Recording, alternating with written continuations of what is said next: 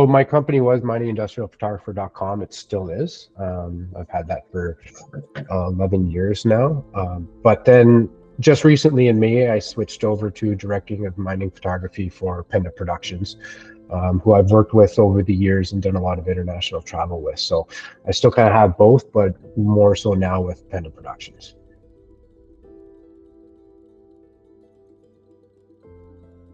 Sure. So I've been a photographer for 25 plus years. I live in Sudbury, Ontario, which is kind of like the mining hub of Ontario. We're just surrounded by mining. I grew up with mining.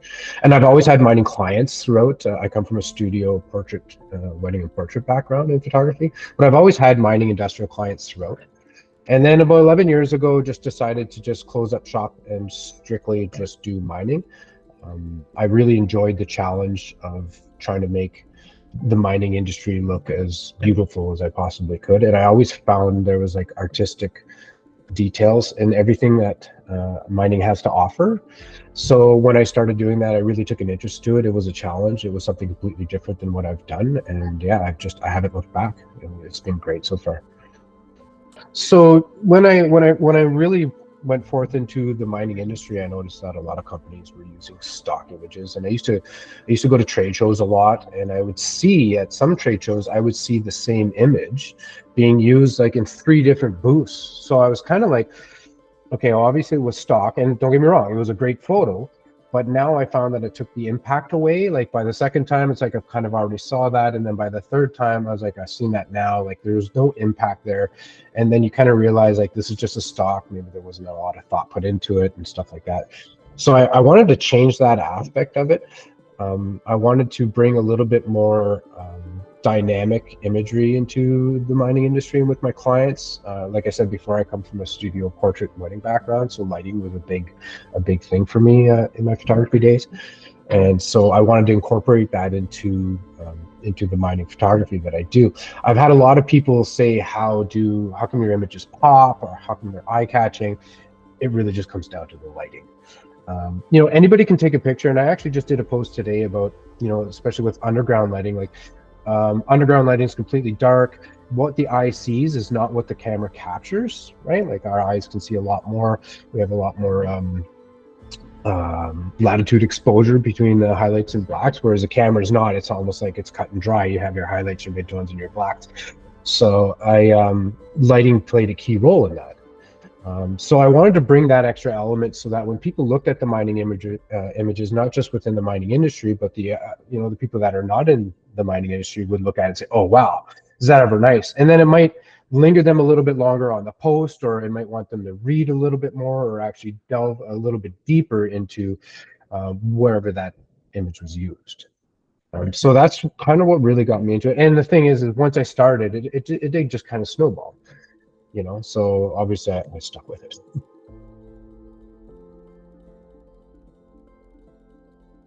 But before, as a mining photographer, so I'll probably go back to the miningindustrialphotographer.com because that was it's my main business throughout the years. But the first thing I would do in the morning is it's a business foremost.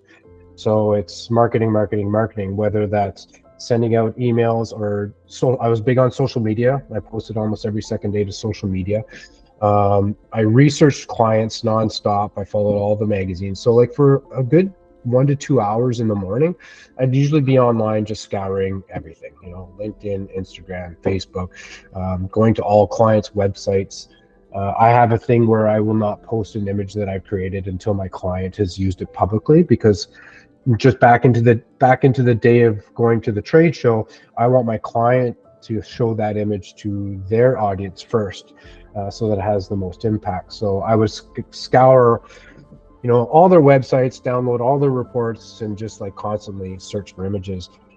If I was shooting, then usually the day before, I'm packing up equipment, making sure everything's charged, going over the schedule, just kind of, crossing the T's and dotting the I's and everything. If I would be shooting, I come home, I download everything, I back up everything, double hard drive. The next day I would take off and either go fishing or something, have myself a me day, right? And then to continue on for that kind of the day, then the next day I would start workflowing and processing the images. The majority of my job is the business side of it. The photography is just a small little aspect of it, because it is a business first and foremost. Now my job with Panda Productions is kind of the same, but I'm just doing it for Panda Productions. I am the director of mining photography and creative growth. So we were just talking beforehand. So we're working on our social media and websites and stuff like that and that. But until I shoot, which is and the thing is, I never know. Like we're constantly marketing, right? So next week I could be somewhere else.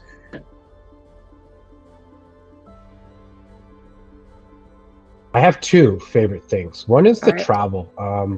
I really enjoy the travel. It's been really interesting to see, different mine sites in different countries, just to see how they operate, the people, and talking to the people, which is the other aspect that I really love. I really love the people in the mining industry.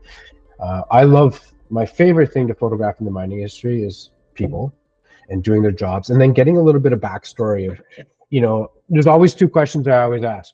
How long have you been in mining? Where were you before? Those are if anybody wants to start a conversation in mining, that's all you have to ask is those two questions, and you will easily start up a conversation for, it could be an hour or a few hours, but it's the most simplest thing. But I, generally want to know.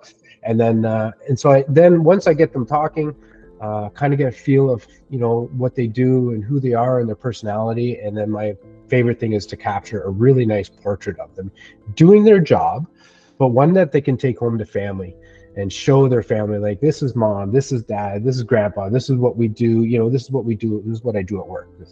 Something that my goal as a photographer is to give them the best portrait they've ever had, so that they cannot compare to any other photography they've ever had afterwards.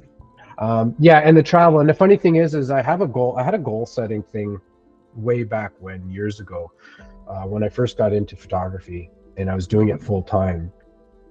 And I wrote down like where I wanted my photography to take me. And the funny thing is like, I would be, a few things said I would be a full-time photographer. At that time, I was like, I'd be working for National Geographic, because that's what, but I'd be traveling the world and making money and traveling through my photography. And the funny thing is that's what I do. It's not with National Geographic, but it's within the mining industry. So I'm actually quite happy about that, because, my goal actually came true, and I'm doing exactly what I love. I really do love my job. I love creating dynamic images for the mining industrial industry. I'm not done yet. I've been doing this quite a while, but I have a few things in my bucket list and a few places I want to go, but it's never, everybody's heard this, like, if you love your job, you don't work a day in your life. Yeah, no, I work. I do. But I do love, I love my job. I love with Panda Productions, I love the company I'm with, and I'm doing the same thing. So yeah, I love waking up in the morning. And day in the life, Mondays are the best day for me, because I find Monday is what sets your tone for the work week. So I love Mondays. I get up, I schedule stuff throughout the day dedicated to work. Mondays are the best. I know I went a little off topic there, but if you love what you do, you don't work a day in your life.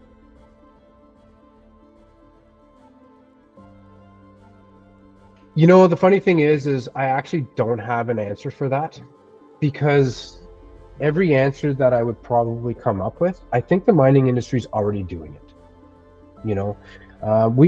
Over the years, it's been leaps and bounds in the mining industry when it comes to environmental, it comes to diversity, it comes to exposure to the world, safety. I think the mining industry is doing everything that I would magically wave a wand to. I don't think there's anything that I could say that would be different.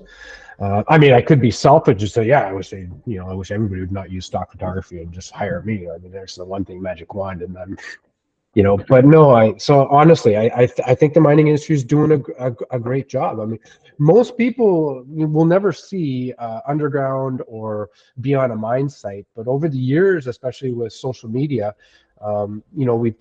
the industry's done a really good job of exposing the world to, the concepts and in the world of mining in a different light than what it was, because everybody had a stipulation of mining, right? Like, oh, I go underground, hard rock, we got pollution, all this stuff. But now everything's going, everything's environmentally friendly, and then even with the electrification of everything. And I mean, I've seen it all. So I've seen the differences in all aspects of mining throughout the last 11 years, and I just seen it change. So yeah, to be honest with you, I don't have a magic wand answer. I think we're doing it. It's just going to take more time. That's all.